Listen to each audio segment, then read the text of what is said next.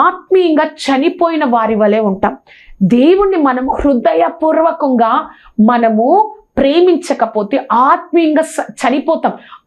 ఆ హృదయపూర్వకంగా ప్రేమించడం అంటే మన మాటల ద్వారా, మన తలంపుల్లో యొక్క పనులు కూడా దేవుడికి ఇష్టమైనట్లుగా, ఆయన కేంద్రీకృతమైనట్లుగా, ఆయన చుట్టే ఆ మాటలు తలంపులు ఉండకపోతే మనం ఆత్మీయంగా చనిపోయిన వారి వలె ఉంటాం.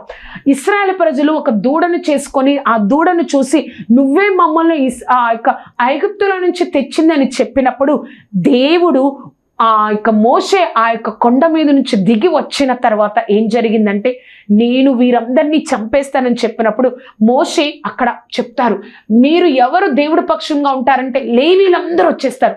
లేవీలందరూ వచ్చినప్పుడు లేవీలకు చెప్తారు, మీరు లేవీలు దేవుడికి విరోధమైన వారందరినీ చంపేయమన్నప్పుడు వారిలో అనేక మంది ఆ రోజు